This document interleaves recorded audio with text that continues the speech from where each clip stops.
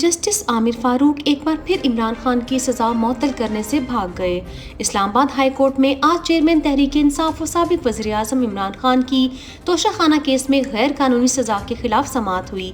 इमरान खान के वकील सरदार लतीफ़ खोसा ने दलाइल दिए कि जज हुमायूं दिलावर का फैसला सरासर गैर कानूनी है।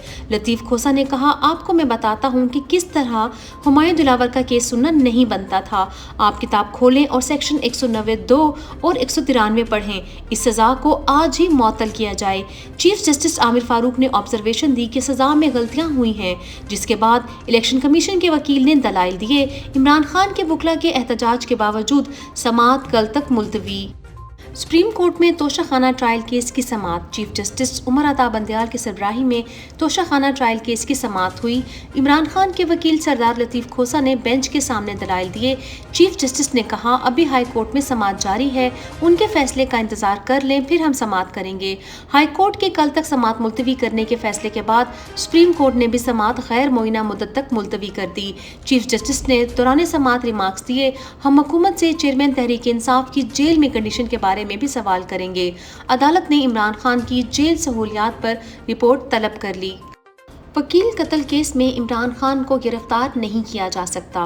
सुप्रीम कोर्ट में चेयरमैन पीटीआई इमरान खान की कोयटा वकील कत्ल केस मुकदमे के खिलाफ अपील पर समाअत हुई।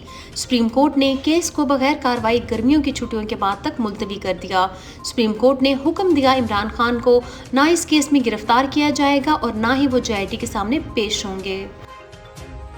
अमरीकी सफीर से मुलाकात, सदर मुमलिकत को इनकार। Chief election commissioner Sikandar Sultan Raja के लिए अपने मुल्क के सदर से अहम अमरीकी आका हैं। अमरीकी सफीर से 1.5 घंटा मुलाकात की, जबकि सदर आरिफ अलवी से मुलाकात से इनकार कर दिया। सदर ने कल इलेक्शन की तारीख पर मशावरत के लिए खत लिखा था।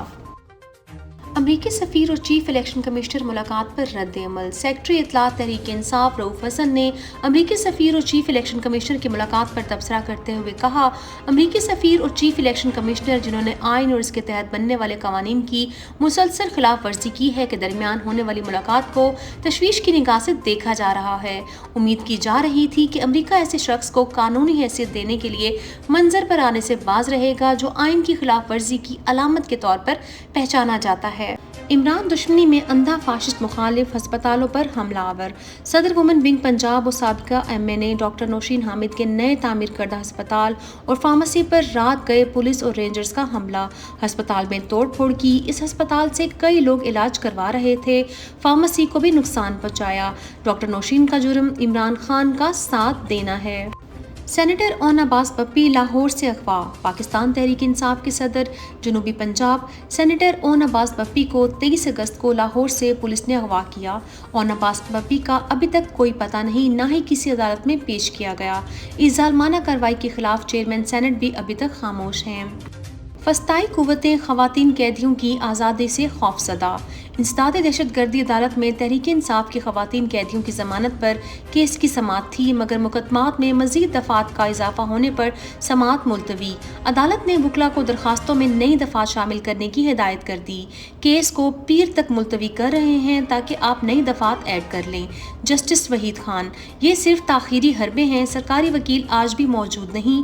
वकील का जवाब, समाअत 28 अगस्त तक मुलतवी।